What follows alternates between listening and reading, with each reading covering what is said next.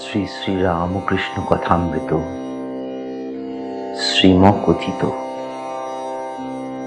তবু কথামৃতং তপ্ত জীবনং কবিবিরীরিতং কল্মষাপহং শ্রবণমঙ্গলম শ্রীমদ্দত্তাতং ভুবি গৃহন্তি ये भूरिदा जनाः। প্রথম দর্শন। গঙ্গার তীরে দক্ষিণেশ্বরের কালীবাড়ি, মা কালীর মন্দির। বসন্তকাল, ইংরাজি 1882 খ্রিস্টাব্দে মার্চ মাস। ঠাকুরের জন্মোৎসবের কয়েকদিন পরে শ্রীযুক্ত কেশব সেন ও শ্রীযুক্ত জোসেফ কুক সঙ্গে 23শে ফেব্রুয়ারি বৃহস্পতিবার 12ই ফাল্গুন 1288 শুক্লা ষষ্ঠী ঠাকুর স্টিমারে বেড়াইয়াছিলেন। তাহারই কয়েকদিন পরে সন্ধ্যা হয় ঠাকুর শ্রীরামকৃষ্ণের ঘরে মাস্টার আসিয়া উপস্থিত। এই প্রথম দর্শন। দেখিলেন এক ঘর লোক নিস্তব্ধ হইয়া তাহার কথা মৃত পান করিতেছেন। ঠাকুর তক্তপোষে বসিয়া পূর্বাস্য হইয়া সহাস্য বদনে হরিকথা কইতেছেন। ভক্তরা মেঝেতে বসে আছেন। মাস্টার দাঁড়াইয়া অবাক হইয়া দেখিতেছেন। তাহার বোধ হইল যেন সাক্ষাৎ সুখদেব ভগবত কথা কইতেছেন, আর সর্বতীর্থের সমাগম হইয়াছে। অথবা যেন শ্রীচৈতন্য পুরীক্ষেত্রে রামানন্দ স্বরূপাদি ভক্ত সঙ্গে বসে আছেন ও ভগবানের নাম কীর্তন করিতেছেন। ঠাকুর বলিতেছেন, যখন একবার হরি বা একবার রাম নাম করলে রোমাঞ্চ হয়, অশ্রুপাত হয়, তখন নিশ্চয়ই যেন যে সন্ধ্যাদি কর্ম আর করতে হবে না। তখন কর্মত্যাগের অধিকার হয়েছে।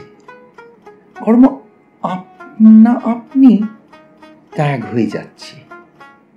তখন কেবল রাম নাম কি হরি নাম কি শুধু ওঙ্কার জপলেই হলো।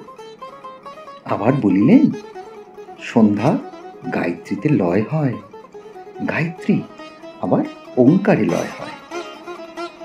মাস্টার সিধুর সঙ্গে বরানগরে এ বাগান ও বাগান বেড়াইতে বেড়াইতে এখানে আসিয়া পড়িয়াছেন। আজ রবিবার, অবসর আছে, তাই বেড়াইতে আসিয়াছে। শ্রীযুক্ত প্রসন্ন বাড়ুজ্যের বাগানে কিয়ৎক্ষণ পূর্বে বেড়াইতেছিলেন। তখন সিধু বলিয়াছিলেন, গঙ্গার ধারে একটি চমৎকার বাগান আছে, সেই বাগানটি কি দেখতে যাবেন? সেখানে একজন পরমহংস আছেন।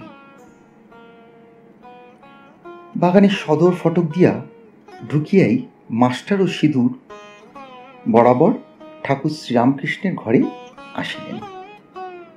মাস্টার অবাক হইয়া দেখিতে দেখিতে ভাবিতেছেন, আহা, কি সুন্দর স্থান, কি সুন্দর মানুষ, কি সুন্দর কথা। এখান থেকে নড়তে ইচ্ছে করছে না। কিয়ৎক্ষণ পরে মনে মনে বলিতে লাগলেন, একবার দেখি কোথায় এসেছি, তারপর এখানে এসে বসব। সিধুর সঙ্গে ঘরের বাইরে আসিতে না আসিতেই আরতির মধুর শব্দ হইতে লাগিল। এককালে কাসর, ঘণ্টা, খোল, করতালি বাজিয়া উঠিল। বাগানের দক্ষিণ সীমান্তে হইতে নহবতের মধুর শব্দ আসিতে লাগিল। সেই শব্দ ভাগীরথী বক্ষে যেন ভ্রমণ করিতে করিতে অতি দূরে গিয়া কোথায় মিশিয়া যাইতে লাগিল। মন্দ মন্দ কুসুম গন্ধবাহী বসন্তানীল। সবে জ্যোৎস্না উঠিতেছে। ঠাকুরদের আরতি যেন চতুর্দিকে আয়োজন হইতেছে। মাস্টার দ্বাদশ শিব মন্দিরে, শ্রী রাধাকান্তের মন্দিরে ও শ্রী শ্রী ভবতারিণীর মন্দিরে আরতি দর্শন করিয়া পরম প্রীতি লাভ করিলেন। সিধু বলিলেন, এটি রাসমণির দেবালয়, এখানে নিত্য সেবা। অনেক অতিথি কাঙাল আসে। কথা কইতে কইতে ভবতারিণীর মন্দির হইতে বৃহৎ পাখা উঠোনের মধ্যে দিয়া পদচারণ করিতে করিতে দুইজন আবার ঠাকুর শ্রীরামকৃষ্ণের ঘরের সম্মুখে আসিয়া পড়িলেন। এবার দেখিলেন ঘরের দ্বার দেওয়া, এইমাত্র ধুনো দেওয়া হইয়াছে। মাস্টার ইংরাজি পড়িয়াছেন। ঘরে হঠাৎ প্রবেশ করিতে পারিলেন না। দ্বারদেশে বৃন্দেজি দাঁড়াইয়াছিল। জিজ্ঞাসা করিলেন, হ্যাঁ গা, সাধুটি কি এখন এর ভেতর আছেন? বৃন্দে, হ্যাঁ, এই ঘরের ভিতর আছেন। মাস্টার, ইনি এখানে কতদিন আছেন? বৃন্দে, তা অনেক দিন আছেন। মাস্টার, আচ্ছা, ইনি কি খুব বইটই পড়েন? বৃন্দে, আর বাবা, বইটই সব ওর মুখে। মাস্টার সবে পড়াশুনো করে এসেছেন। ঠাকুর শ্রীরামকৃষ্ণ বই পড়েন না শুনে আরো অবাক হলেন। মাস্টার, আচ্ছা, ইনি বুঝি এখন সন্ধ্যা করবেন? আমরা কি এ ঘরের ভিতর যেতে পারি? তুমি একবার খবর দিবে? বৃন্দে, তোমরা যাও না বাবা, গিয়ে ঘরে বসো। তখন তাহারা ঘরে প্রবেশ করিয়া দেখেন ঘরে আর অন্য কেহ নাই। ঠাকুর শ্রীরামকৃষ্ণ ঘরে একাকী তক্তপোষের উপর বসিয়া আছেন। ঘরে ধুনো দেওয়া হইয়াছে ও সমস্ত দরজা বন্ধ। মাস্টার প্রবেশ করিয়াই বদ্ধাঞ্জলি হইয়া প্রণাম করিলেন। ঠাকুর শ্রীরামকৃষ্ণ বসিতে অনুজ্ঞা করিলে তিনিও সিধু মেঝেতে বসিলেন।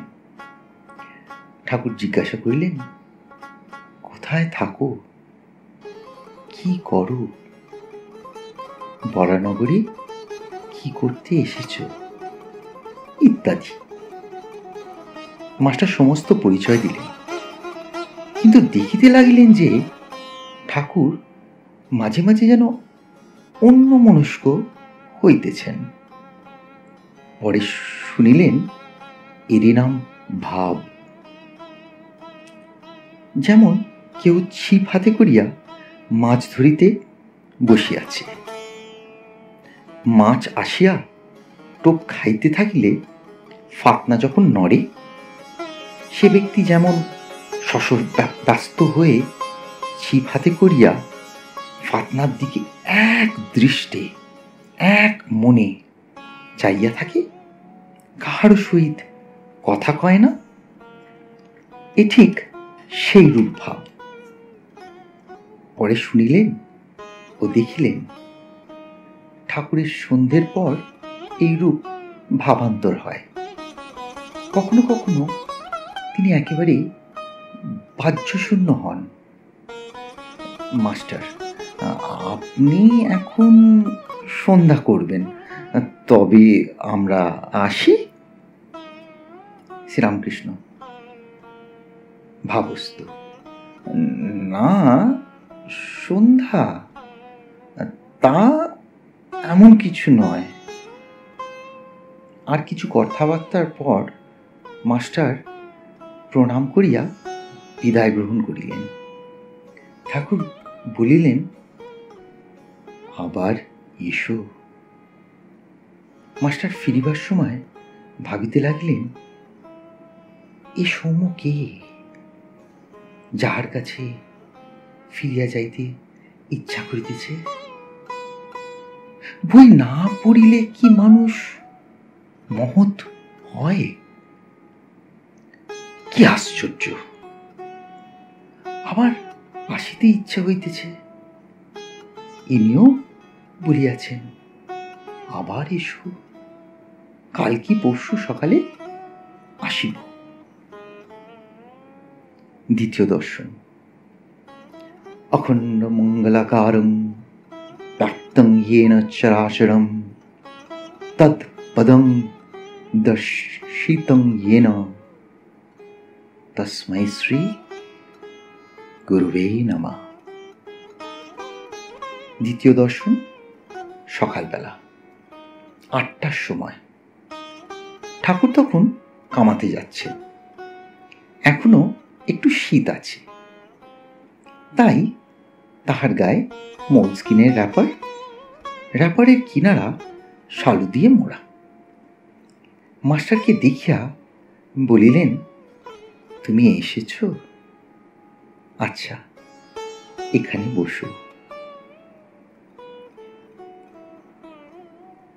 এ কথা দক্ষিণ পূর্ব বারান্দায় হইতেছিল।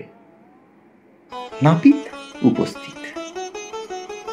সেই বারান্দায় ঠাকুর কামাইতে বসিলেন ও মাঝে মাঝে মাস্টারের সহিত কথা কইতে লাগিলেন।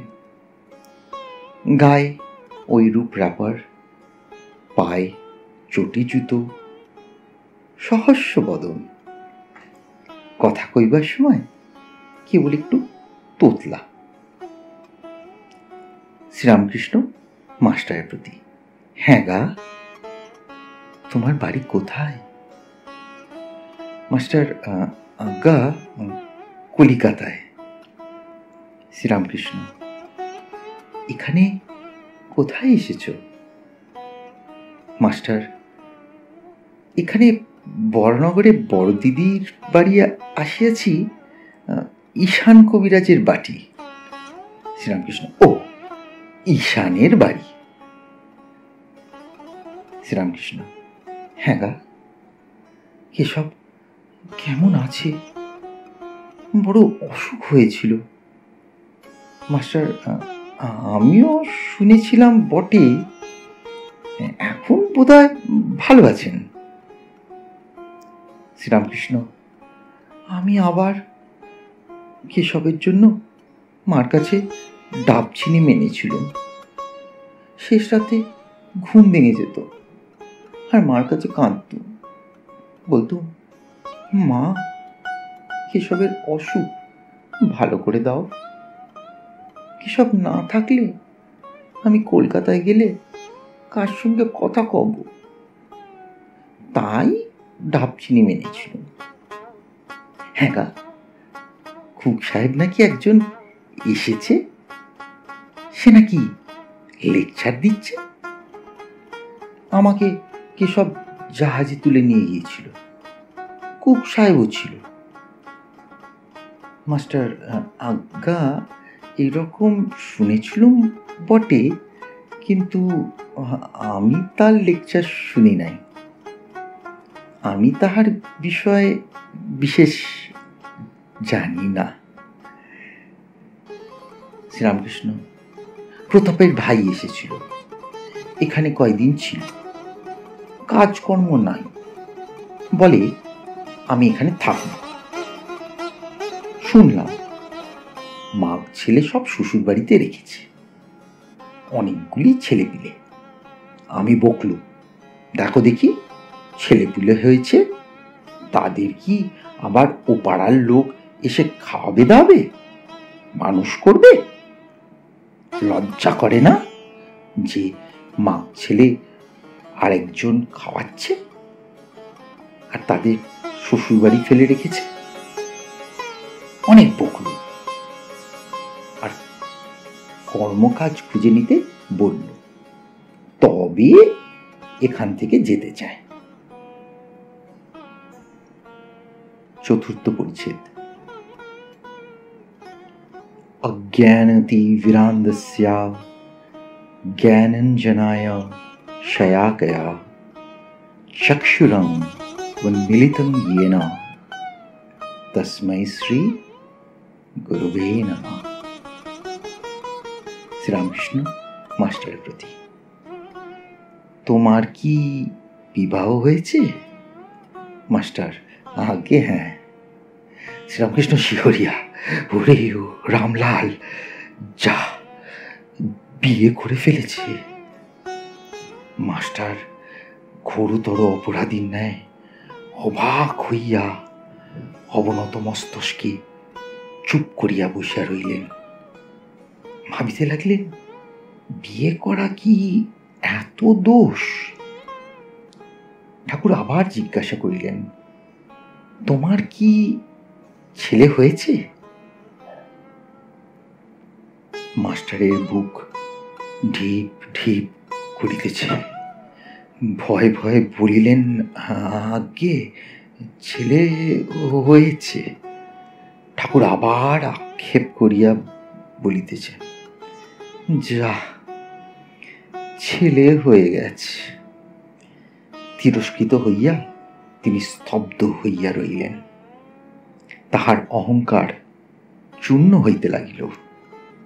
কিয়ৎক্ষণ পরে ঠাকুর শ্রীরামকৃষ্ণ আবার কৃপা দৃষ্টি করিয়া সস্নেহে বলিতে লাগলেন, দেখো তোমার লক্ষণ ভালো ছিল। আমি কপাল, চোখ এসব দেখলে বুঝতে পারি। আচ্ছা, তোমার পরিবার কেমন? বিদ্যাশক্তি না অবিদ্যাশক্তি? মাস্টার, আজ্ঞা ভালো, কিন্তু অজ্ঞান। শ্রীরামকৃষ্ণ বিরক্ত হইয়া, আর তুমি জ্ঞানী? তিনি জ্ঞান কাহাকে বলে, অজ্ঞান কাহাকে বলে এখনো জানেন না। এখনো পর্যন্ত জানিতেন যে লেখাপড়া শিখলে ও বই পড়িতে পারিলে জ্ঞান হয়। এই ভ্রম পরে দূর হইয়াছিল। তখন শুনিলেন যে ঈশ্বরকে জানার নাম জ্ঞান, ঈশ্বরকে না জানার নামই অজ্ঞান।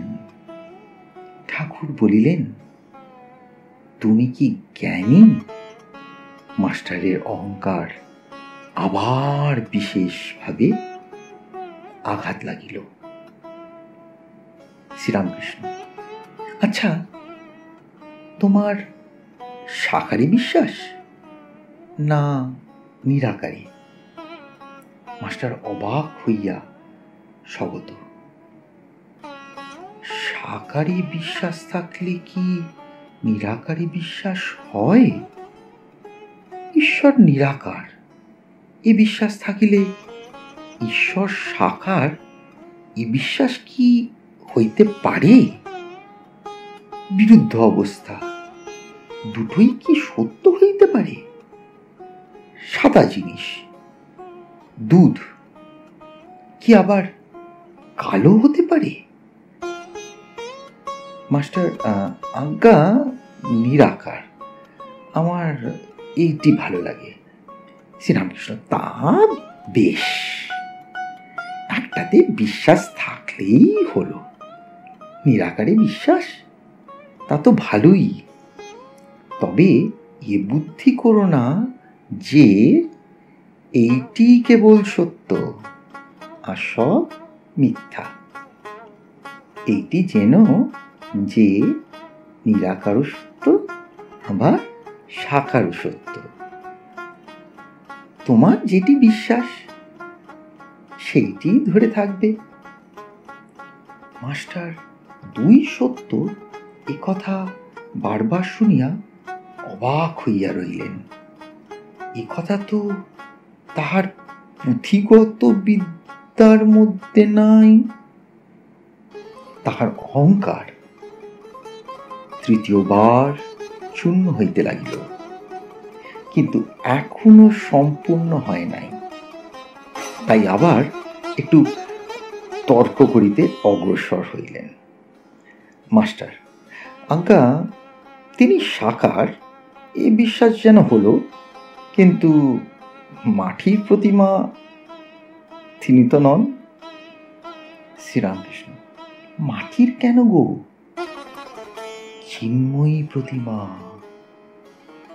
মাস্টার চিন্ময়ী প্রতিমা বুঝিতে পারিলেন না।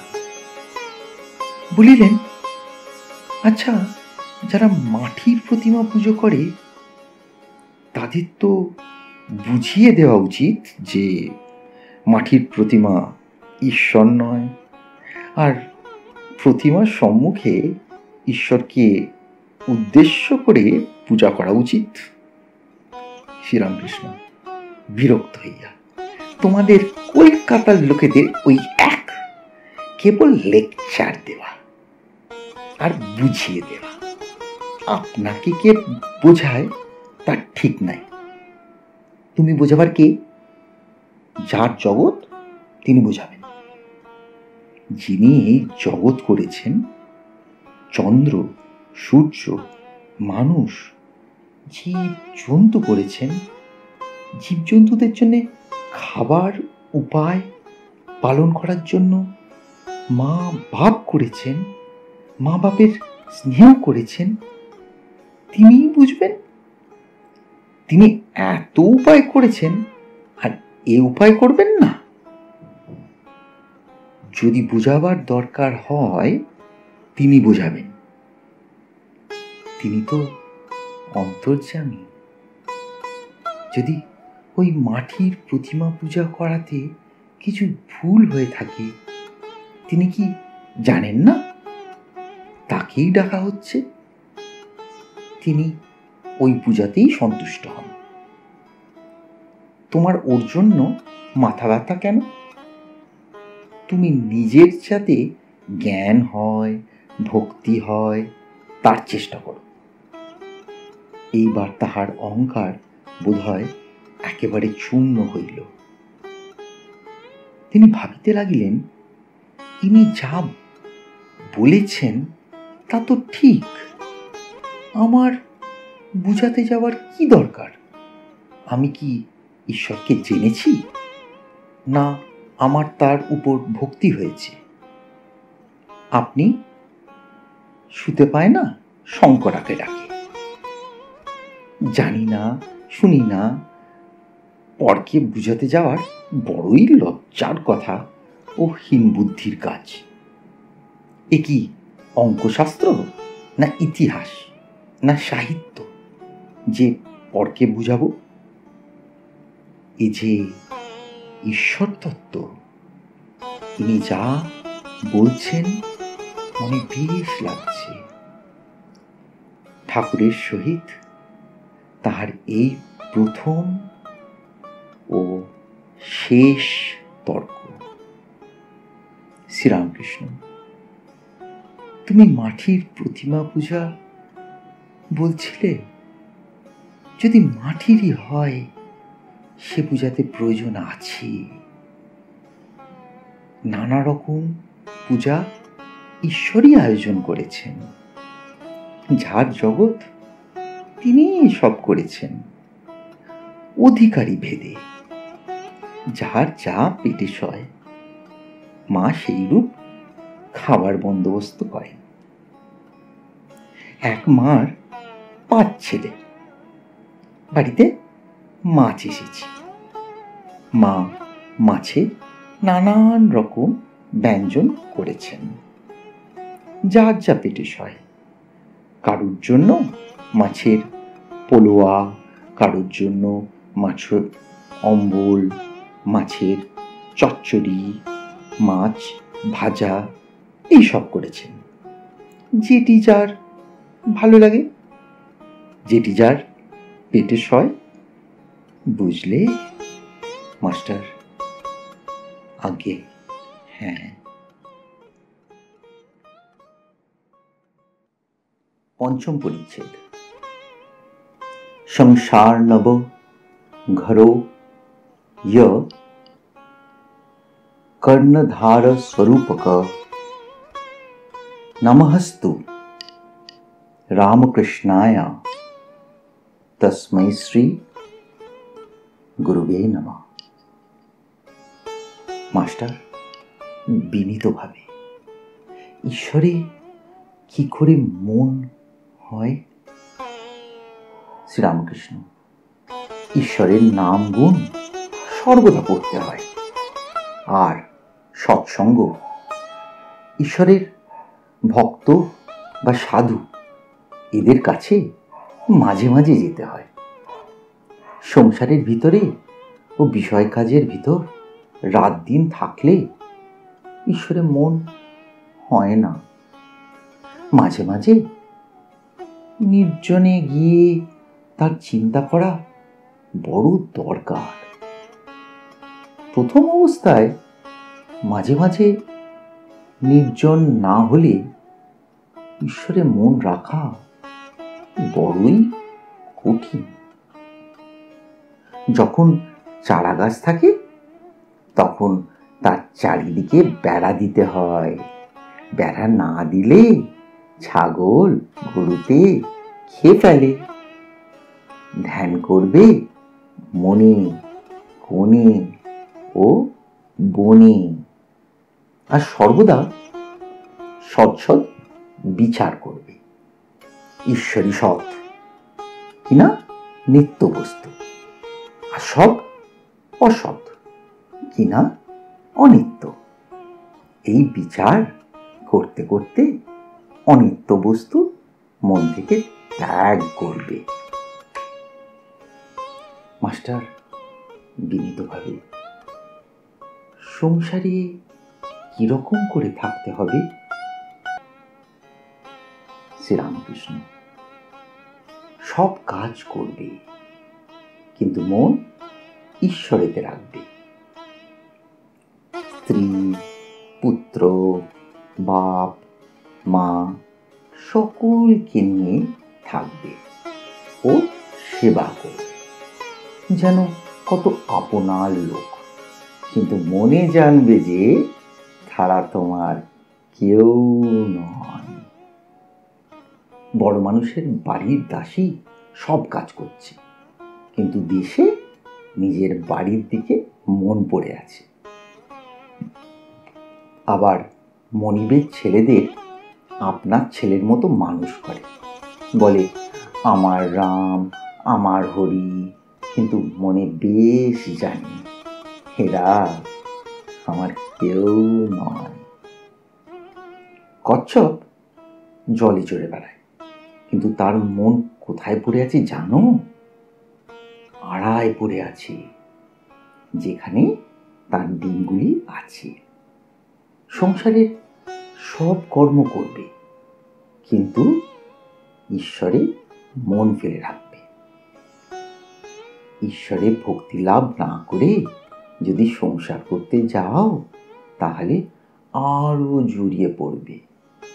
বিপদ, শোক, তাপ এসব অধৈর্য হয়ে যাবে। আর যত বিষয় চিন্তা করবে ততই আসক্তি বাড়বে। তেল হাতে মেখে তবে কাঁঠাল ভাঙতে হয়, তা না হলে হাতে আঠা জড়িয়ে যায়। ঈশ্বরে ভক্তিরূপ তেল লাভ করে তবে সংসারের কাজে হাত দিতে হয়। কিন্তু এই ভক্তি লাভ করতে হলে নির্জন যাওয়া চাই। মাখন তুলে গেলে নির্জনে দই পাততে হয়। দইকে নাড়ানাড়ি করলে দই বসে না। তারপর নির্জনে বসে সব কাজ ফেলে দই মন্থন করতে হয়, তবে মাখন তোলা যায়। আবার দেখো, এই মনে নির্জনে ঈশ্বর চিন্তা করলে জ্ঞান, বৈরাগ্য, ভক্তি লাভ হয়। কিন্তু সংসারে ফেলে রাখলে ওই মন নীচ হয়ে যায়। সংসারে কেবল কামনি কাঞ্চন চিন্তা। সংসার জল আর মনটি যেন দুধ। যদি জলে ফেলে রাখো তাহলে দুধে জলে মিশে এক হয়ে যায়। খাঁটি দুধ খুঁজে পাওয়া যায় না। দুধকে দই পেতে মাখন তুলে যদি রাখা যায় তাহলে ভাসে। তাই নির্জনে সাধনার দ্বারা আগে জ্ঞান, ভক্তি, মাখন লাভ করবে। সেই মাখন সংসার জলে ফেলে রাখলেও মিশবে না, ভেসে থাকবে। সঙ্গে সঙ্গে বিচার করা খুব দরকার। কামনি কাঞ্চন অনিত্য, ঈশ্বরই একমাত্র বস্তু। টাকায় কি হয়? ভাত হয়, ডাল হয়, কাপড় হয়, থাকবার জায়গা হয়, এই পর্যন্ত। ভগবান লাভ হয় না। তাই টাকা জীবনের উদ্দেশ্য হতে পারে না। এর নাম বিচার। বুঝেছ মাস্টার? আজ্ঞা হ্যাঁ। প্রবোধচন্দ্রোদয় নাটক আমি সম্প্রতি পড়েছি, তাতে আছে বস্তু বিচার। শ্রীরামকৃষ্ণ: হ্যাঁ, বস্তু বিচার। এই দেখো, টাকাতেই বা কি আছে, আর সুন্দর দেহেই বা কি আছে? বিচার করো। সুন্দরীর দেহতেও কেবল হাড়, মাংস, চর্বি, মল, মূত্র এইসব আছে।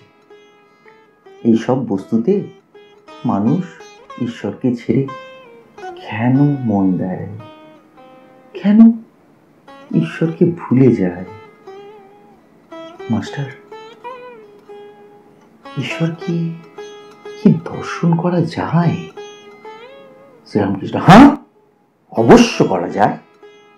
মাঝে মাঝে নির্জনে বাস, তার নাম, গুণ, গান, বস্তু বিচার, এইসব উপায় অবলম্বন করতে হয়। মাস্টার, কি অবস্থাতে তাকে দর্শন হয়? শ্রীরামকৃষ্ণ: খুব ব্যাকুল হয়ে কাঁদলে তাকে দেখা যায়। মাগ ছেলের জন্যে লোকে এক ঘটি কাঁদে, টাকার জন্যে লোকে কেঁদে ভাসিয়ে দেয়। কিন্তু ঈশ্বরের জন্যে কে কাঁদছে? ডাকার মতো ডাকতে হয়। এই বলিয়া ঠাকুর গান ধরিলেন: ডাক দেখি মন ডাকার মতো, কেমন শ্যামা থাকতে পারে। ডাক দেখি মন ডাকার মতো, কেমন শ্যামা থাকতে পারে। কেমন শ্যামা থাকতে পারে, কেমন কালী থাকতে পারে। ডাক দেখি মন ডাকার মতো, কেমন শ্যামা থাকতে পারে। ডাক দেখি মন ডাকার মতো। মন যদি একান্ত হয়, জবা বিল্লু দল লও, মন যদি একান্ত হও। জবা বিল্লু দল লও, ভক্তি চন্দন মিশাইয়ে মার পদে পুষ্পাঞ্জলি দাও। ভক্তি চন্দন মিশাইয়ে মার পদে পুষ্পাঞ্জলি দাও। ডাক দেখি মন ডাকার মতো, কেমন শ্যামা থাকতে পারে। ডাক দেখি মন ডাকার মতো, কেমন শ্যামা থাকতে পারে। ডাক দেখি মন ডাকার মতো।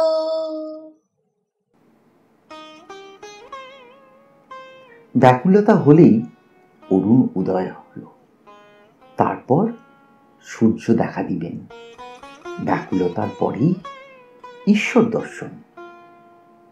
তিন টান একত্র হলে তবে তিনি দেখা দেন। বিষয়ীর বিষয়ের উপর, মায়ের সন্তানের উপর, আর সতীর পতির উপর টান। এই তিন টান যদি কারুর একসঙ্গে হয়, সেই টানের জোরে ঈশ্বরকে লাভ করতে পারে। কথাটি এই, ঈশ্বরকে ভালোবাসতে হবে। মা যেমন ছেলেকে ভালোবাসে, সতী যেমন পতিকে ভালোবাসে, বিষয়ী যেমন বিষয় ভালোবাসে। এই তিনজনের ভালোবাসা, এই তিন টান একত্র করলে যতখানি হয় ততখানি ঈশ্বরকে দিতে পারলে তার দর্শন লাভ হয়।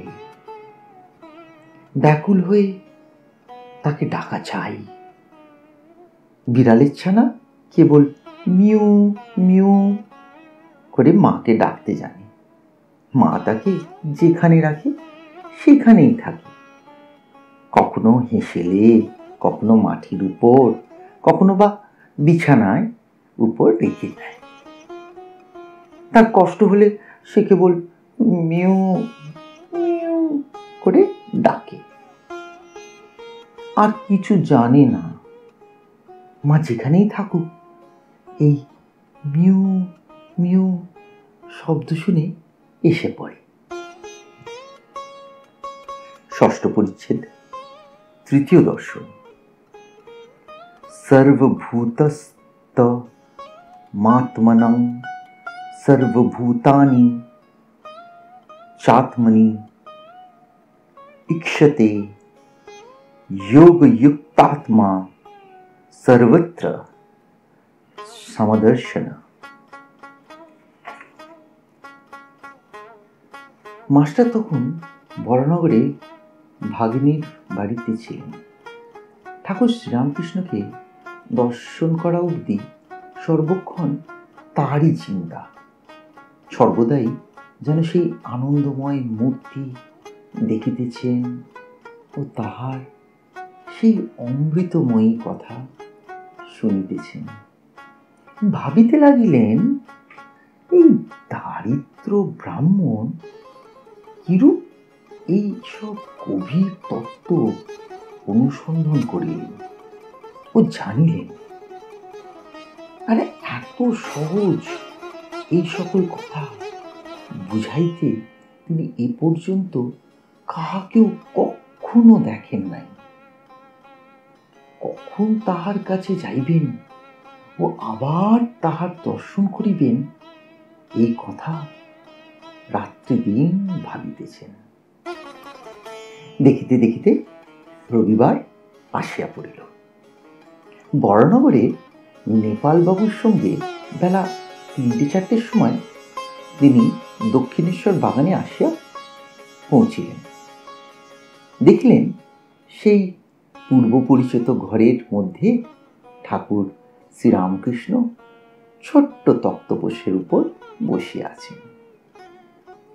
ঘরে এক ঘর লোক, রবিবার অবসর হইয়াছে, তাই ভক্তরা দর্শন করিতে আসিয়াছেন। এখনো মাস্টারের সঙ্গে কাহারও আলাপ হয় নাই। তিনি সভা মধ্যে এক পার্শ্বে আসন গ্রহণ করিলেন। দেখলেন ভক্ত সঙ্গে সহাস্য বদনে ঠাকুর কথা কইতেছেন। একটি ঊনবিংশ বর্ষ বয়স্ক ছোকরাকে উদ্দেশ্য করিয়া ও তাহার দিকে তাকিয়া ঠাকুর যেন কত আনন্দিত হইয়া অনেক কথা বলিতেছিলেন। ছেলেটির নাম নরেন্দ্র। কলেজে পড়েন ও সাধারণ ব্রাহ্ম সমাজে যাতায়াত করেন। কথাগুলি তেজ পরিপূর্ণ, চক্ষু দুটি উজ্জ্বল, ভক্তের চেহারা। মাস্টার অনুমানে বুঝলেন যে কথাটি বিষয়াসক্ত সংসারী ব্যক্তির সম্বন্ধে হইতেছিল, যাহারা কেবল ঈশ্বর ঈশ্বর করে, ধর্ম ধর্ম করে, তাদের ওই সকল ব্যক্তিরা নিন্দা করে। আর সংসারে কত দুষ্ট লোক আছে, তাদের সঙ্গে কিরূপ ব্যবহার করা উচিত, এসব কথা হইতেছে। শ্রীরামকৃষ্ণ নরেন্দ্রের প্রতি: নরেন্দ্র, তুই কি বলিস?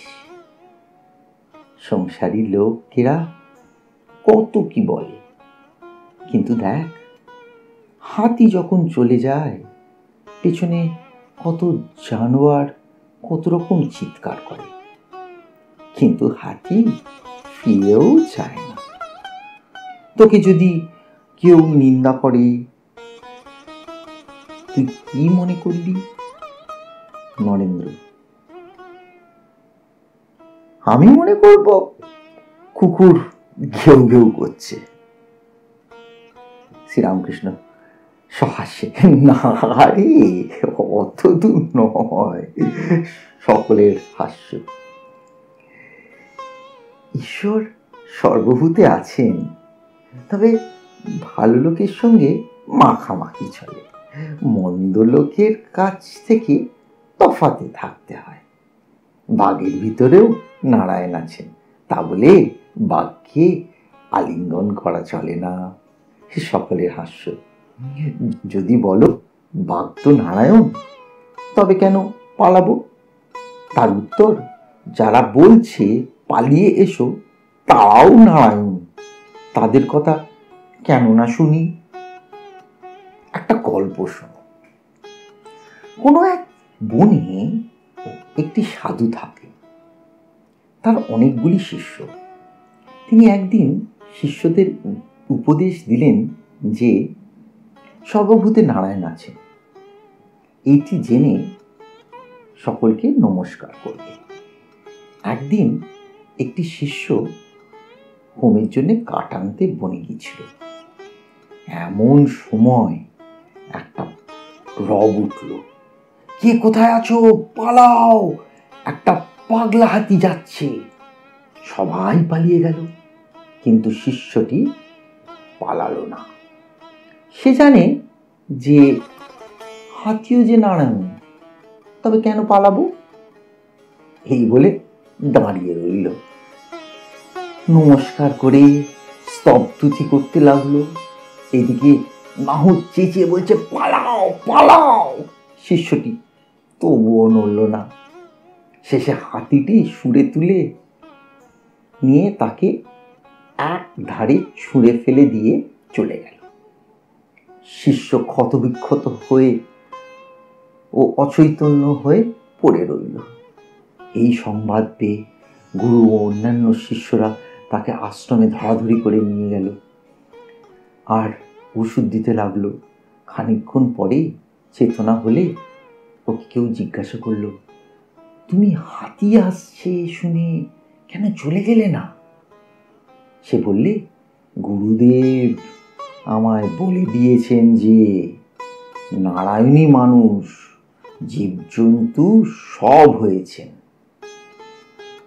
তাই আমি হাতি নারায়ণ আসছে দেখে সেখান থেকে সরে যাই নাই।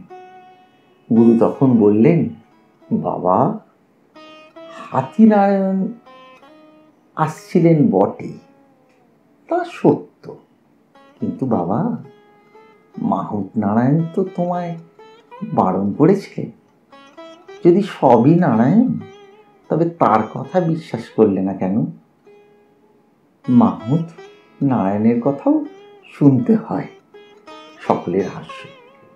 শাস্ত্রে আছে অপনারায়ণ, জল নারায়ণ, কিন্তু কোনো জল ঠাকুর সেবায় চলে, আবার কোনো জলে আচান, বাসন মাজা, কাপড় কাচা কেবল চলে, কিন্তু খাওয়া বা ঠাকুর সেবা চলে না। তেমনি সাধু অসাধু, ভক্ত অভক্ত সকলের হৃদয়ে নারায়ণ আছেন, কিন্তু অসাধু অভক্ত দুষ্ট লোকের সঙ্গে ব্যবহার চলে না, মাখামাখি চলে না। কারোর সঙ্গে কেবল মুখের আলাপ পর্যন্ত চলে, আবার কারোর সঙ্গে তাও চলে না। ওইরূপ লোকের কাছ থেকে তফাতে থাকতে হয়। একজন ভক্ত, মহাশয়, যদি দুষ্ট লোকে অনিষ্ট করতে আসে বা অনিষ্ট করে, তাহলে কি চুপ করে থাকা উচিত? শ্রীরামকৃষ্ণ, লোকের সঙ্গে বাস করতে গেলেই দুষ্ট লোকের হাত থেকে আপনাকে রক্ষা করবার জন্য একটু তমগুণ দেখানো দরকার, কিন্তু সে অনিষ্ট করবে বলে উল্টে তার অনিষ্ট করা উচিত নয়।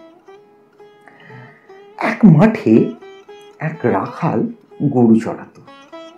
সেই মাঠে একটা ভয়ানক বিষাক্ত সাপ ছিল। সকলেই সেই সাপের ভয়ে অত্যন্ত সাবধানে থাকত। একদিন একটি ব্রহ্মচারী সেই মাঠের পথ দিয়ে আসছিল। রাখালেরা দৌড়ে এসে বললে, ঠাকুর মহাশয়, ওদিক দিয়ে যাবেন না, ওদিকে একটা ভয়ানক বিষাক্ত সাপ আছে। ব্রহ্মচারী বললে, বাবা, তা হোক, আমার তাতে ভয় নাই, আমি মন্ত্র জানি। এই কথা বলে ব্রহ্মচারী সেদিকে চলে গেল। রাখালেরা ভয় কেউ সঙ্গে গেল না। এদিকে সাপটা ফনা তুলে দৌড়ে আসছে, কিন্তু কাছে না আসতে আসতে ব্রহ্মচারী যেই একটি মন্ত্র পড়লে, তেমনি সাপটা কেঁচোর মতো পায়ের কাছে পড়ে রইল। ব্রহ্মচারী বললে, ওরে, তুই কেন পরের হিংসা করে বেড়াস? আয়, তোকে মন্ত্র দিব। এই মন্ত্র জপলে তোর ভগবানের ভক্তি হবে, ভগবান লাভ হবে, আর হিংসা প্রবৃত্তি থাকবে না। এই বলে সে সাপকে মন্ত্র দিল। সাপটা মন্ত্র পেয়ে গুরুকে প্রণাম করলে আর জিজ্ঞাসা করলে, ঠাকুর, কি করে সাধন করব বলুন? গুরু বললেন, এই মন্ত্র জপ কর, আর কারো হিংসা করো না। ব্রহ্মচারী যাওয়ার সময় বললে, আমি আবার আসব। এরকম কিছুদিন যায়। রাখালেরা দেখে যে সাপটা আর কামড়াতে আসে না, ঢেলা মারে, তবু রাগ হয় না, যেন কেঁচোর মতো হয়ে গেছে। একদিন একজন রাখাল কাছে গিয়ে ল্যাজ ধরে খুব ঘুরপাক দিয়ে তাকে আঁচড়ে ফেলে দিল। সাপটার মুখ দিয়ে রক্ত উঠতে লাগলো, আর সে অচেতন হয়ে পড়ল, নড়ে না, চড়ে না। রাখালেরা মনে করল যে সাপটা মরে গেছে। এই মনে করে তারা সব চলে গেল। অনেক রাত্রে সাপের চেতনা হলো। সে আস্তে আস্তে অতি কষ্টে তার গর্তের ভিতর চলে গেল। শরীর চূর্ণ, নড়বার শক্তি নাই। অনেক দিন পরে যখন অস্থি চর্মসার, তখন বাহিরে আহারের চেষ্টায় রাত্রে একবার চড়তে আসত। ভয় দিনের বেলায় আসত না। মন্ত্রলয় অবধি আর হিংসা করে না। মাটি, পাতা, গাছ থেকে পড়ে গেছে এমন ফল খেয়ে প্রাণ ধারণ করত। প্রায় 1 বছর পরে ব্রহ্মচারী সেই পথে আবার এলো। এসেই সাপের সন্ধান করলে। রাখালেরা বললে সে সাপ মরে গেছে। ব্রহ্মচারী কিন্তু এ কথা বিশ্বাস হলো না। সে জানে যে মন্ত্র ও নিয়েছে তার সাধন না হলে দেহত্যাগ হবে না। খুঁজে খুঁজে সেই দিকে তার দেওয়ার নাম ধরে ডাকতে লাগলো। সে গুরুদেবের আওয়াজ শুনে গর্ত থেকে বেরিয়ে এলো ও খুব ভক্তিভাবে প্রণাম করলে। ব্রহ্মচারী জিজ্ঞাসা করলে, তুই কেমন আছিস? সে বলে, আগে ভালো আছি। ব্রহ্মচারী বললে, তবে তুই এত রোগা হয়ে গেছিস কেন? সাপ বলে, ঠাকুর আপনি আদেশ করেছেন কারোর হিংসা করো না, তাই পাতাটা ফলটা খাই বলে বোধহয় রোগা হয়ে গেছি। ও সত্যগুণ হয়েছে কিনা তাই কারোর উপর ক্রোধ নাই। সে ভুলেই গিয়েছিল যে রাখালেরা মেরে ফেলবার জোগাড় করেছিল। ব্রহ্মচারী শুনে বললে, শুধু না খাওয়ার দরুন এরূপ অবস্থা হয় না, অবশ্য আরো কারণ আছে, ভেবে দেখো। সাপটার মনে পড়ল যে রাখালেরা আছাড় মেরেছিল। তখন সে বললে, ঠাকুর মনে পড়েছে বলে, রাখালেরা একদিন আছাড় মেরেছিল। তারা অজ্ঞান, জানে না যে আমার মনের কি অবস্থা। আমি যে কাহাকেও কামড়াবো না বা কোনরূপ অনিষ্ট করব না, কেমন করে জানবে? ব্রহ্মচারী বলল, ছি, তুই এত বোকা, আপনাকে রক্ষা করতে জানিস না? আমি কামড়াতে বারণ করেছি, ফোঁস করতে নয়। ফোঁস করে তাদের ভয় দেখাস নাই কেন? দুষ্ট লোকের কাছে ফোঁস করতে হয়, ভয় দেখাতে হয়, পাছে অনিষ্ট করে। তাদের গায়ে বিষ ঢালতে নাই, অনিষ্ট করতে নাই। ঈশ্বরের সৃষ্টিতে নানান রকম জীবজন্তু, গাছপালা আছে। জানোয়ারের মধ্যেও ভালো আছে, মন্দ আছে। বাঘের মতো হিংস্র জন্তু আছে। গাছের মধ্যে অমৃতের ন্যায় ফল হয় এমন গাছ আছে, আবার বিষফলও আছে। তেমনি মানুষের মধ্যে ভালো আছে, মন্দও আছে। সাধু আছে, অসাধু আছে, সংসারী জীব আছে, আবার ভক্ত আছে।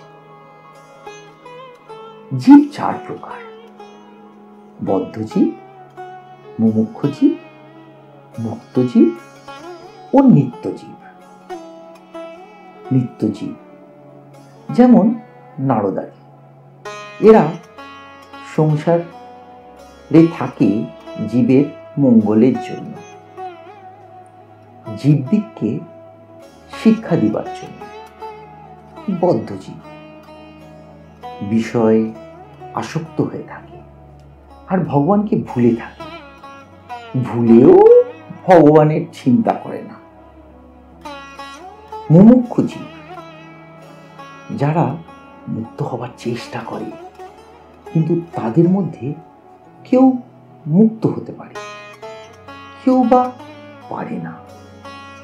মুক্ত জীব, যারা সংসারে কামনি কাঞ্চনে আবদ্ধ নয়, যেমন সাধু মহাত্মারা, যাদের মনে বিষয় বুদ্ধি নাই, আর যারা সর্বদা হরিপাদ পদ্ম চিন্তা করে। যেমন জাল ফেলা হয়েছে পুকুরে, দু চারটা মাছ এমন ছেয়ানা যে কখনো জালে পড়ে না। এরা নিত্যজীবের উপমাস্থল, কিন্তু অনেক মাছই জালে পড়ে। এদের মধ্যে কতগুলি পালাবার চেষ্টা করে, এরা মুমুক্ষু জীবের উপমাস্থল। কিন্তু সব মাছই পালাতে পারে না। দু চারটে ধপাং ধপাং করে জাল থেকে পালিয়ে যায়। তখন জেলেরা বলে, ওই একটা মস্ত মাছ পালিয়ে গেল। কিন্তু যারা জালে পড়েছে অধিকাংশই পালাতেও পারে না, আর পালাবার চেষ্টাও করে না, বরং জাল মুখে করে পুকুরের পাঁকের ভিতর গিয়ে চুপ করে মুখ গুঁজরে শুয়ে থাকে, মনে করে আর কোনো ভয় নাই, আমরা বেশ আছি। কিন্তু জানে না যে জেলে হড়হড় করে টেনে আড়ায় তুলবে। এরই নাম বদ্ধজীবের উপমাস্থল। বদ্ধজীবেরা সংসারে কামনি কাঞ্চন বদ্ধ হয়েছে, হাত পা বাঁধা। আবার মনে করে যে সংসারের ওই কামনি ও কাঞ্চনেতেই সুখ হবে আর নির্ভয় থাকবে। জানে না যে ওতেই মৃত্যু হবে। বদ্ধজীব যখন মরে, তার পরিবার বলে, তুমি তো চললে, আমার কি করে গেলে। আবার এমনি মায়া যে প্রদীপটাতে বেশি সলতে জ্বললে বদ্ধজীব বলে, তেল পুড়ে যাবে, সলতে কমিয়ে দাও। এদিকে মৃত্যুশয্যায় শুয়ে রয়েছে। বদ্ধজীবেরা ঈশ্বর চিন্তা করে না। যদি অবসর হয় তাহলে হয় আবোল তাবোল ফালতু গল্প করে, নয় মিছে কাজ করে। জিজ্ঞাসা করলে বলে, আমি চুপ করে থাকতে পারি না, তাই বেড়া বাঁধছি। হয়তো সময় কাটে না দেখে তাস খেলতে আরম্ভ করে। সকলে স্তব্ধ। সপ্তম পরিচ্ছেদ। यो मां जनम अनादिंश्च वेति लोके महेश्वरम् असम्मूढंश्च मर्त्येषु सर्वपापै प्रमुच्यते। उपाय বিশ্বাস। একজন ভক্ত, মহাশয়, এরূপ সংসারী জীবের কি উপায় নাই? শ্রীরামকৃষ্ণ, অবশ্য আছে।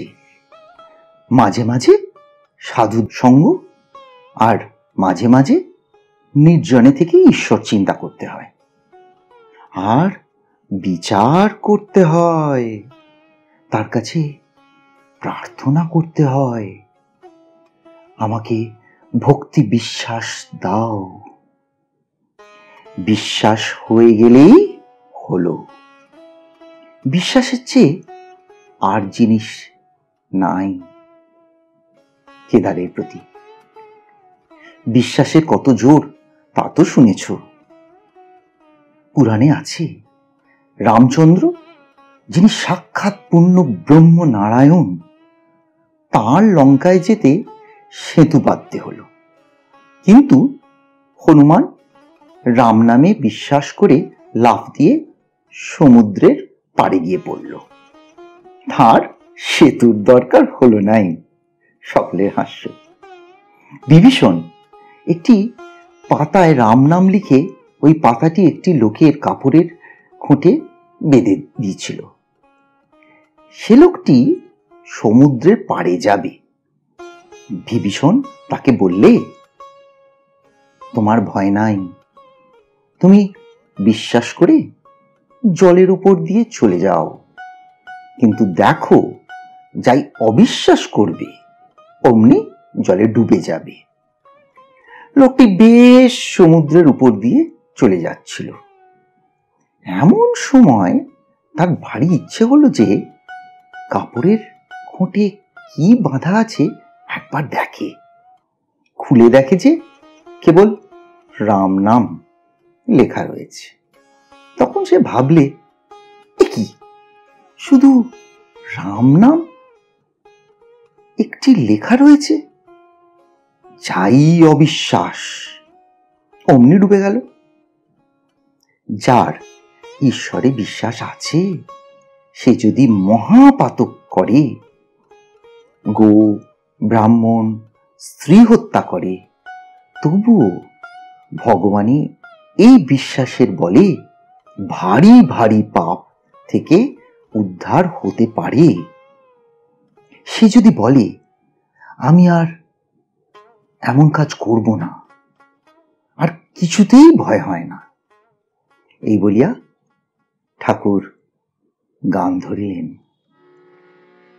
আমি দুর্গা দুর্গা দুর্গা বলে মা যদি মরে, আমি দুর্গা দুর্গা দুর্গা বলে মা যদি মরে,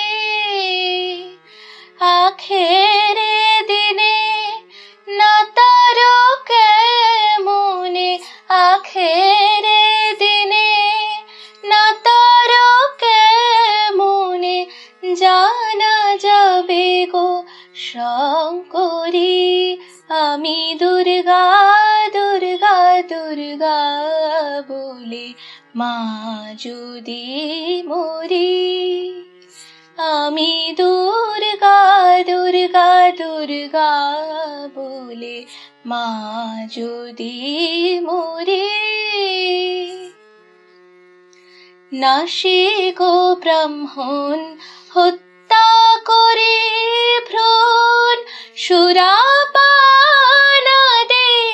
বিনাশে নারী, নাসি গো ব্রাহ্মণ হত্যা করে ভ্রূণ, সুরাপানাদে বিনাশে নারী, এসব পাতক না ভাবিতে কো, এসব পাতক না ভাবিতে কো, ব্রহ্মপদ নিতে পারি, আমি দুর্গা দুর্গা দুর্গা বলি মা যদি মরি, আমি দুর্গা দুর্গা দুর্গা বলি মা যদি মরি।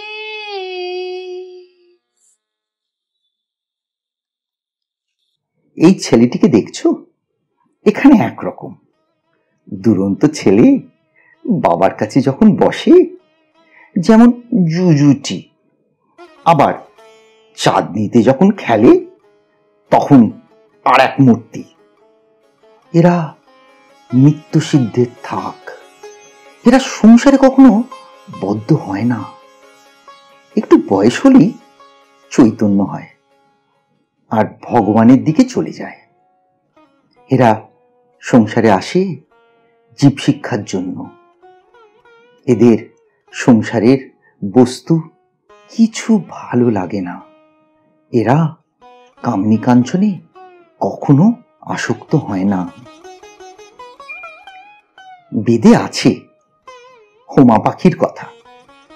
খুব উঁচু আকাশে সে পাখি থাকে, সেই আকাশেতেই ডিম পাড়ে, ডিম পারলে ডিমটা পড়তে থাকে, কিন্তু এত উঁচু যে অনেক দিন থেকে ডিমটা পড়তে থাকে। ডিম পড়তে পড়তে ফুটে যায়, তখন ছানাটি পড়তে থাকে। পড়তে পড়তে তার চোখ ফোটে, ওর ডানা বেরোয়। চোখ ফুটলে দেখতে পায় যে সে পড়ে যাচ্ছে, মাটিতে লাগলে একেবারে চুরমার হয়ে যাবে। তখন সে পাখি মার দিকে একেবারে চোঁচাক দৌড় দেয় আর উঁচুতে উঠে যায়। নরেন্দ্র উঠিয়া গেলেন। সভামধ্যে কেদার, প্রাণকৃষ্ণ, মাস্টার ইত্যাদি অনেকে আছেন। শ্রীরামকৃষ্ণ, দেখো নরেন্দ্র গাইতে, বাজাতে, পড়াশুনোয় সব তাতেই ভালো। সেদিন কেদারের সঙ্গে তর্ক করছিল। কেদারের কথাগুলো কচ কচ করে কেটে দিতে লাগলো। ঠাকুরও সকালের হাস্য। মাস্টারের প্রতি, ইংরাজিতে কি কোনো তর্কের বই আছে গা? মাস্টার, আগে হ্যাঁ, ইংরাজিতে ন্যায়শাস্ত্র, লজিক আছে। শ্রীরামকৃষ্ণ, আচ্ছা কিরকম একটু বলো দেখি। মাস্টার এইবার মুশকিলে পড়িলেন। বলিলেন, একরকম আছে সাধারণ সিদ্ধান্ত থেকে বিশেষ সিদ্ধান্তে পৌঁছনো। যেমন সব মানুষ মরে যাবে, পণ্ডিতেরা মানুষ, অতএব পণ্ডিতেরাও মারা যাবে। আর এক রকম আছে বিশেষ দৃষ্টান্ত বা ঘটনা দেখে সাধারণ সিদ্ধান্তে পৌঁছানো। যেমন একাকটা কালো, ওকাকটা কালো, আবার যত কাক দেখছি সবই কালো, অতএব সব কাকই কালো। কিন্তু এরকম সিদ্ধান্ত করলে ভুল হতে পারে, কেননা হয়তো খুঁজতে খুঁজতে আর এক দেশে সাদা কাক দেখা গেল। আর এক দৃষ্টান্ত, যেখানে বৃষ্টি সেখানে মেঘ ছিল বা আছে, অতএব এই সাধারণ সিদ্ধান্ত হলো যে মেঘ থেকে বৃষ্টি হয়। আরো এক দৃষ্টান্ত, এ মানুষটির 32টি দাঁত আছে, ও মানুষটির 32টি দাঁত, আবার যে কোনো মানুষ দেখছি তারই 32 দাঁত আছে, অতএব সব মানুষেরই 32 দাঁত আছে। এরূপ সাধারণ সিদ্ধান্তের কথা ইংরাজি ন্যায়শাস্ত্র আছে। শ্রীরামকৃষ্ণ কথাগুলি শুনিলেন মাত্র, শুনিতে শুনিতে অন্যমনস্ক হইলেন। কাজে কাজেই আর এ বিষয়ে বেশি প্রসঙ্গ হইল না। অষ্টম পরিচ্ছেদ। শ্রুতি বিপ্রতিপন্যাতে यदा स्थास्यति निश्चला समाधावचला बुद्धिस्तदा योगं वपाप्स्यसि। সমাধি মন্দিরে সভা ভঙ্গ হইল। ভক্তরা এদিক ওদিক পায়চারি করিতেছেন। মাস্টারও পঞ্চবটী ইত্যাদি স্থানে দাঁড়াইতেছেন। বেলা আন্দাজ 5টা। কিছুক্ষণ পরে তিনি শ্রীরামকৃষ্ণের ঘরের দিকে আসিয়া দেখিলেন, ঘরের উত্তর দিকে ছোট বারান্দার মধ্যে অদ্ভুত ব্যাপার হইতেছে। শ্রীরামকৃষ্ণ স্থির হইয়া দাঁড়াইয়া রইয়াছেন। নরেন্দ্র গান করিতেছেন। 2-4 জন ভক্ত দাঁড়াইয়া আছেন। মাস্টার আসিয়া গান শুনিতেছেন। গান শুনিয়া আকৃষ্ট হইয়া রইলেন। ঠাকুরের গান ছাড়া এমন মধুর গান তিনি কখনো কোথাও শোনেন নাই। হঠাৎ ঠাকুরের দিকে দৃষ্টিপাত করিয়া অবাক হইয়া রইলেন। ঠাকুর দাঁড়াইয়া নিস্পন্দ, চক্ষুর পাতা পড়িতেছে না, নিঃশ্বাস প্রশ্বাস বইছে কিনা বইছে। জিজ্ঞাসা করাতে একজন ভক্ত বলিলেন, এর নাম সমাধি। মাস্টার এরূপ কখনো দেখেন নাই, শুনেন নাই। অবাক হইয়া তিনি ভাবিতেছেন, ভগবানকে চিন্তা করিয়া মানুষ কি এত বাহ্যশূন্য হয়? না জানি কতদূর বিশ্বাস ভক্তি থাকলে এরূপ হয়। গানটি এই, চিন্তায় মম মানুষ হরি চিত ঘন নিরঞ্জন, কিবা অনুপম ভাতি মোহন মূরতি ভকত শশী বিনিন্দিত। চিন্তায় মম মানুষ হরি চিত ঘন নিরঞ্জন, নবরাগে রঞ্জিত কোটি শশী বিনিন্দিত, কিবা বিজলি চমকে সেরূপ আলোকে পুলকে শিহরে জীবন। চিন্তায় মম মানুষ হরি চিত ঘন নিরঞ্জন। গানের এই চরণটি গাইবার সময় ঠাকুর শ্রীরামকৃষ্ণ শিহরিতে লাগিলেন। দেহ রোমাঞ্চিত, চক্ষু হইতে আনন্দ অশ্রু বিগলিত হইতেছে। মাঝে মাঝে যেন দেখিয়া হাসিতেছেন, না জানি কোটি শশী বিনিন্দিত কি অনুপম রূপ দর্শন করিতেছেন। এরই নাম কি ভগবানের চিন্ময় রূপ দর্শন?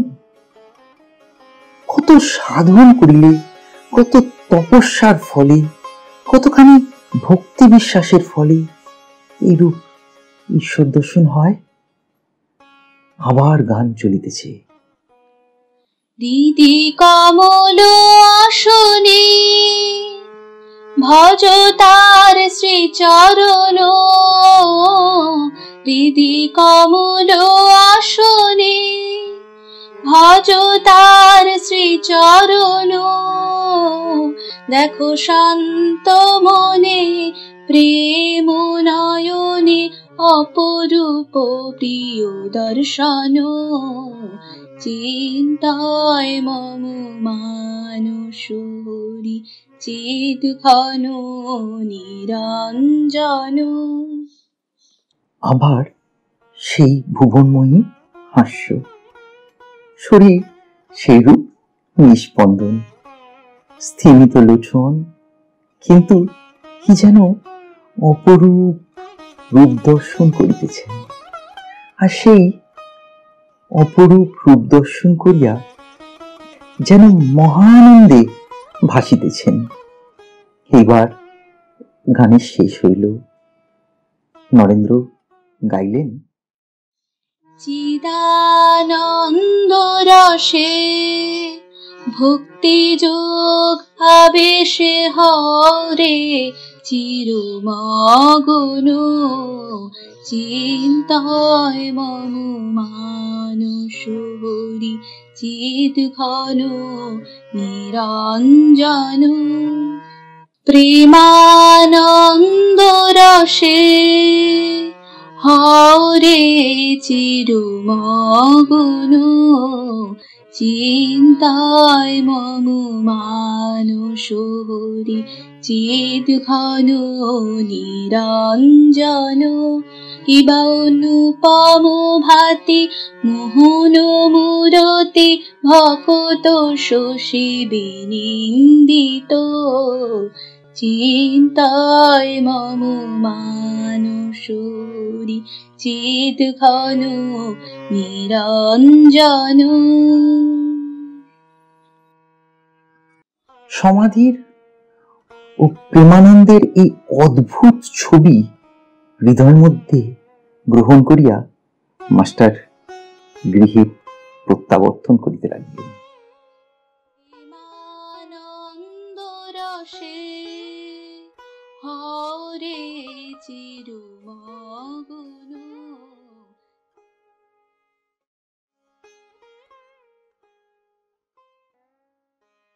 নবম পরিচ্ছেদ,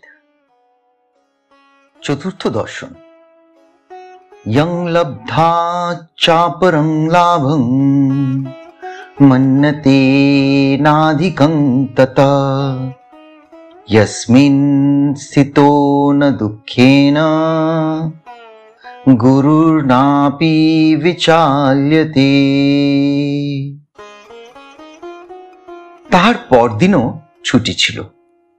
বেলা 3টের সময় মাস্টার আবার আসে উপস্থিত। ঠাকুর শ্রীরামকৃষ্ণ সেই পূর্ব পরিচিত ঘরে বসিয়া আছেন। মেঝেতে মাদুর পাতা, সেখানে নরেন্দ্র, ভবনাথ আরো 2-1 বসিয়া আছেন। কয়েকটি ছোকরা, 19-20 বছর বয়স। ঠাকুর সহাস্যবদন, ছোট তক্তপোষের উপর বসিয়া আছেন আর ছেলেদের সহিত আনন্দে কথাবার্তা কইতেছেন। মাস্টার ঘরে প্রবেশ করিতেছেন দেখিয়া ঠাকুর উচ্ছ্বাস করিয়া ছোকরাদের বলিয়া উঠিলেন, ওই রে আবার এসেছে বলিয়া হাস্য। সকলে হাসিতে লাগিল। মাস্টার আসিয়া ভূমিষ্ঠ হইয়া প্রণাম করিয়া বসিলেন। আগে হাত জোর করিয়া দাঁড়াইয়া প্রণাম করিতেন, ইংরেজি পড়ার লোকেরা যেমন করে, কিন্তু আজ তিনি ভূমিষ্ঠ হইয়া প্রণাম করিতে শিখিয়াছেন।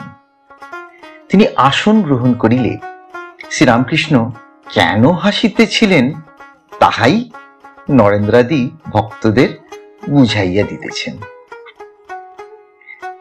দেখো, একটা ময়ূরকে বেলা 4টের সময় আফিম খাইয়ে দিয়েছিল। তার পরদিন ঠিক 4টার সময় ময়ূরটা উপস্থিত। আফিমের মৌতাক ধরেছিল, ঠিক সময় আফিম খেতে এসেছে। সকলের হাস্য।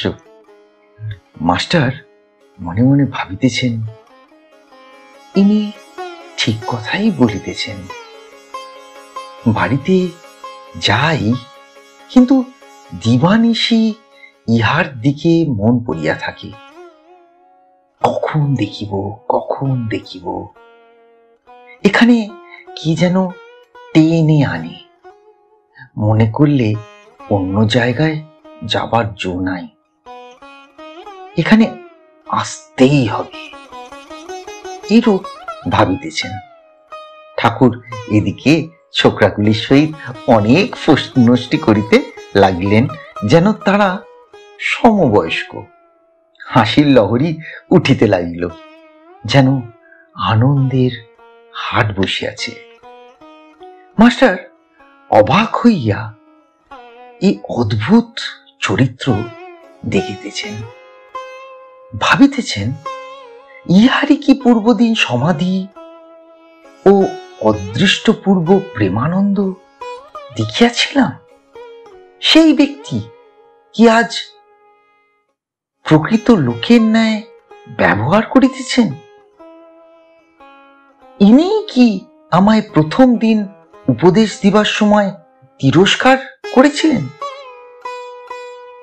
ইনি কি আমায় তুমি কি জ্ঞানী বলেছিলেন? ইনি কি সাকার নিরাকার, দুই সত্য বলেছিলেন। ইনি কি আমায় বলেছিলেন যে ঈশ্বরই সত্য আর সংসারের সমস্তই অনিত্য? ইনি কি আমায় সংসারে দাসীর মতো থাকতে বলেছিলেন? ঠাকুর শ্রীরামকৃষ্ণ আনন্দ করিতেছেন ও মাস্টার একবার দেখিতেছেন। দেখিলেন তিনি অবাক হইয়া বসে আছেন। তখন রামলালকে সম্বোধন করিয়া বলিলেন, দেখ, এর একটু উমের বেশি কিনা, তাই একটু গম্ভীর। এরা এত হাসি খুশি করছে, কিন্তু ও চুপ করে বসে আছে। মাস্টারের বয়স তখন 27 বছর হইবে। কথা কইতে কইতে পরম ভক্ত হনুমানের কথা উঠিল। হনুমানের পট একখানি ঠাকুরের ঘরের দেওয়ালে ছিল। ঠাকুর বলিলেন, দেখো হনুমানের কি ভাব। ধন, মান, দেহসুখ কিছুই চায় না, কেবল ভগবানকে চায়। যখন স্ফটিক স্তম্ভ থেকে ব্রহ্মাস্ত্র নিয়ে পালাচ্ছে, তখন মন্দোদরি অনেক রকম ফল নিয়ে লোভ দেখাতে লাগলো। ভাবলে ফলের লোভে নেমে এসে অস্ত্রটা যদি ফেলে দেয়, কিন্তু হনুমান ভুলবার ছেলে নয়। সে বললে, আমারও কি ফলের অভাব, আমারও কি ফলের অভাব, আমারও কি ফলের অভাব। ওরে পেয়েছি যে ফল জনম সফল, পেয়েছি যে ফল জনম সফল।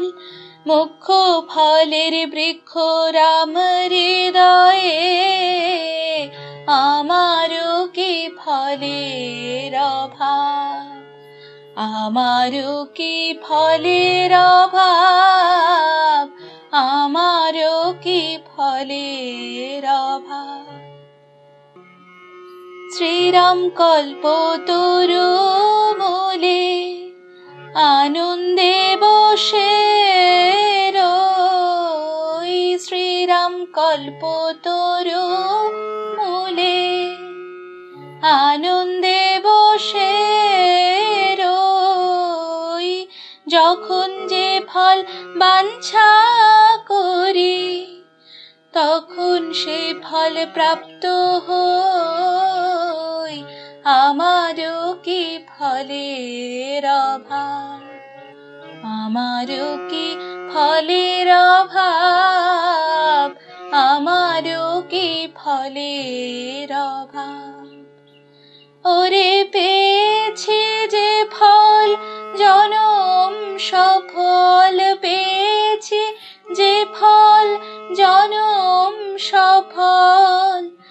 মুখ্য ফলের বৃক্ষ রাম হৃদয়ে, আমারও কি ফলের অভাব, আমারও কি ফলের অভাব, আমারও কি ফলের অভাব। ঠাকুর এই গান গাইতেছেন। আবার সেই সমাধি, আবার নিষ্পন্দ দেহ, স্থিমিত লোচন, দেহ স্থির। বসিয়া আছেন, ফটোগ্রাফে যেরূপ ছবি দেখা যায়।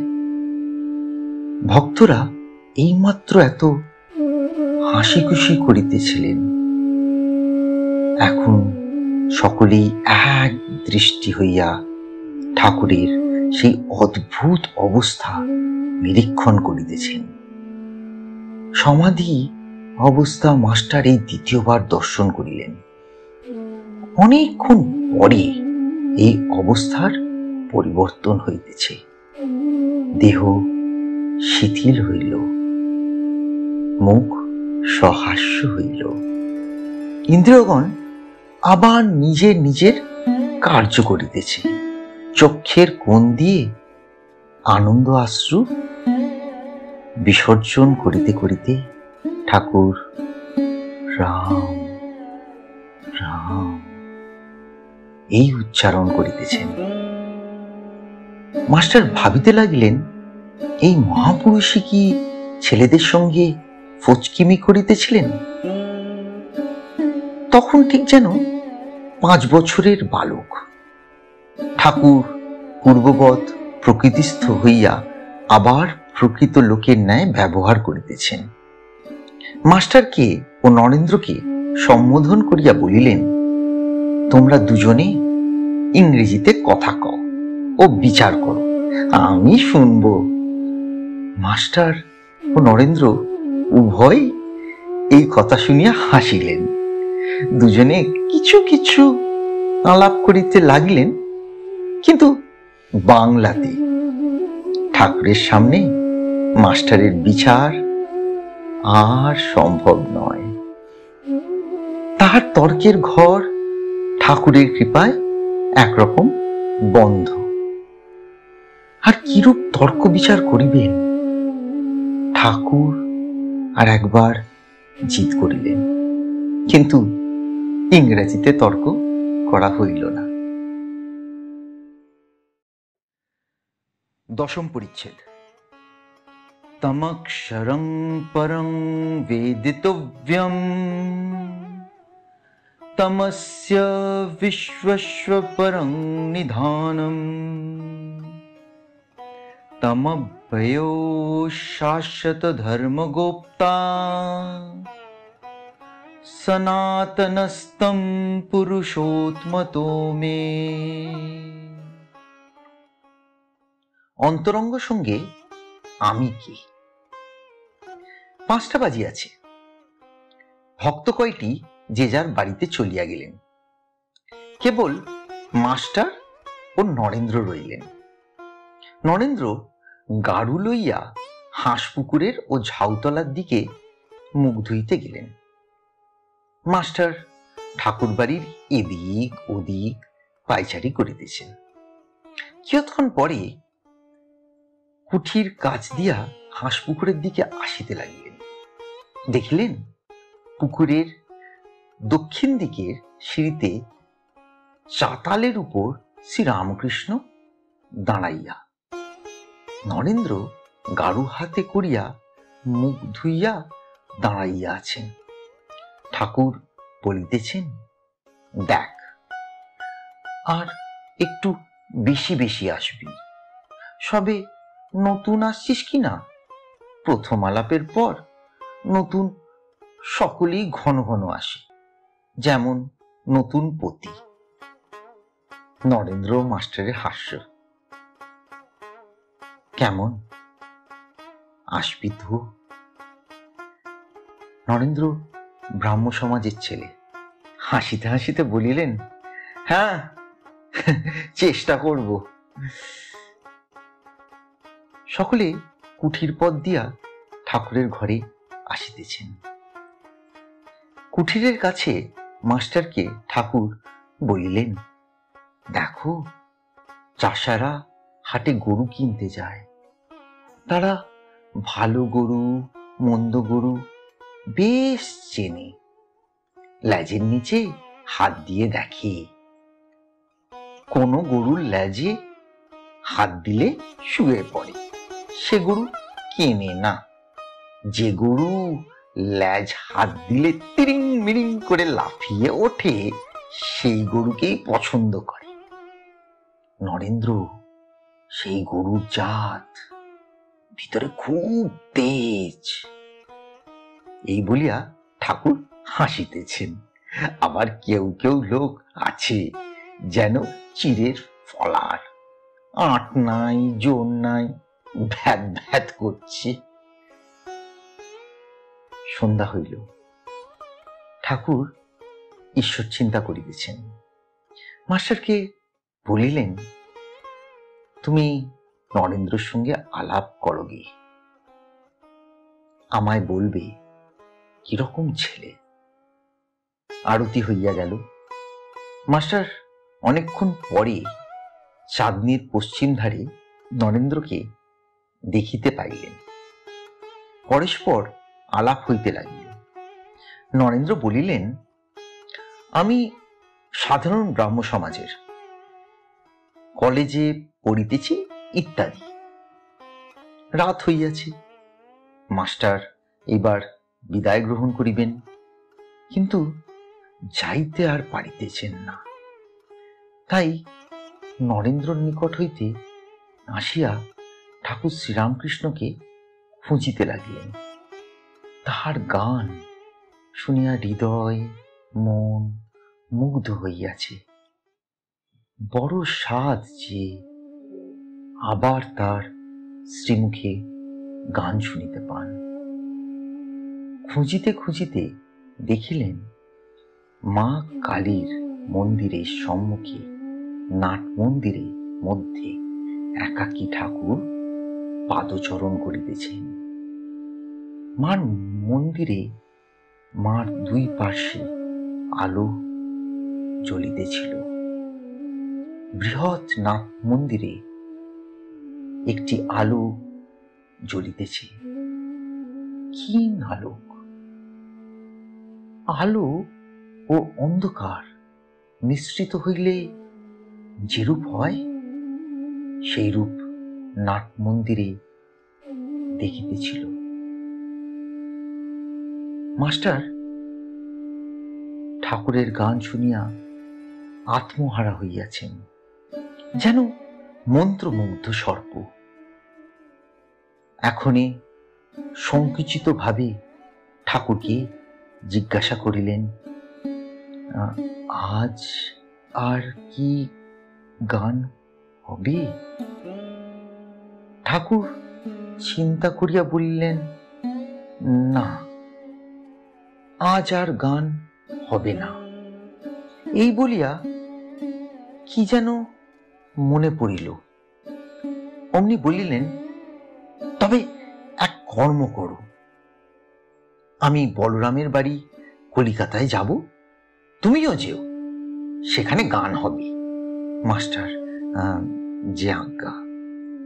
শ্রীরামকৃষ্ণ, তুমি জানো বলরাম বসু? মাস্টার, আজ্ঞে না। শ্রীরামকৃষ্ণ, বলরাম বসু বোসপাড়ায় বাড়ি। মাস্টার, যে আজ্ঞা, আমি জিজ্ঞাসা করব। শ্রীরামকৃষ্ণ মাস্টারের সঙ্গে নাট মন্দিরে বেড়াইতে বেড়াইতে, আচ্ছা, তোমার একটা কথা জিজ্ঞাসা করি, আমাকে তোমার কি বোধ হয়? মাস্টার চুপ করিয়া আছেন। ঠাকুর আবার বলিতেছেন, তোমার কি বোধ হয়? আমার কয়ানা জ্ঞান হয়েছে?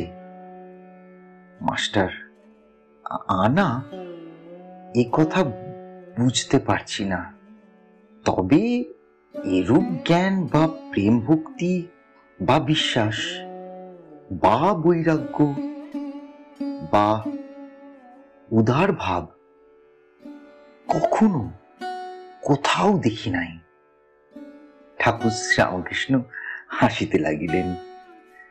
এরূপ কথাবার্তার পর মাস্টার প্রণাম করিয়া বিদায় গ্রহণ করিলেন। সদর ফটক পর্যন্ত আসিয়া আবার কি মনে পড়িল, অমনি ফিরিলেন। আবার নাট মন্দিরে ঠাকুর শ্রীরামকৃষ্ণের কাছে আসিয়া উপস্থিত। ঠাকুর সেই ক্ষীণালোক মধ্যে একাকী পদাচরণ করিতেছেন, একাকী, নিঃসঙ্গ।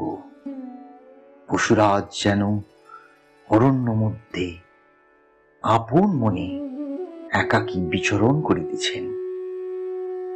আত্মারাম সিংহ একলা থাকতে, একলা বেড়াতে ভালোবাসে। অনপেক্ষ। অবাক হইয়া মাস্টার আবার সেই মহাপুরুষ দর্শন করিতেছেন। শ্রীরামকৃষ্ণ মাস্টারের প্রতি, আবার যে ফিরে এলে? মাস্টার, আজ্ঞা, বোধহয় বড় মানুষের বাড়ি যেতে দিবে কিনা তাই যাব না ভাবছি। এইখানে এসেই আপনার সঙ্গে দেখা করব। শ্রীরামকৃষ্ণ: না গো, তা কেন? তুমি আমার নাম করবে, বলবে তার কাছে যাব, তাহলেই কেউ আমার কাছে নিয়ে আসবে। মাস্টার, যে আজ্ঞা বলিয়া আবার প্রণাম করিয়া বিদায় লইলেন।